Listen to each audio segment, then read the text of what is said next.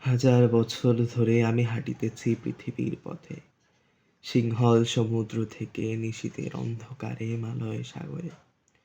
অনেকে ঘুরেছি আমি বিম্বিসার অশোকের ধূসর জগতে, সেখানে ছিলাম আমি আরো দূর অন্ধকারে বিদর্ভ নগরে। আমি ক্লান্ত প্রাণেক, চারিদিকে জীবনের সমুদ্র সফেন। আমারে দুদণ্ড শান্তি দিয়েছিল নাটোরের বনলতা সেন। চুলতার কবেকার অন্ধকার বিদিশার নিশা, মুক্তার সাবশ্রীর কারুকার্য অতিদূর সমুদ্রের পর, হাল ভেঙে যে নাবিক হারিয়েছে দিশা।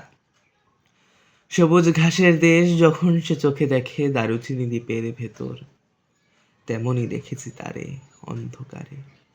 বলেছে সে এতদিন কোথায় ছিলেন, পাখির নীড়ের মতো চোখ তুলেছে নাটোরের বনলতা সেন। সমস্ত দিনের শেষে শিশিরের শব্দের মতন সন্ধ্যা নামে, ডানা রৌদ্রের গন্ধ মুছে ফেলে চিল। পৃথিবীর সব রং নিভে গেলে পাণ্ডুলিপি করে আয়োজন, তখন গল্পের তরে জোনাকির রঙে ঝিলমিল।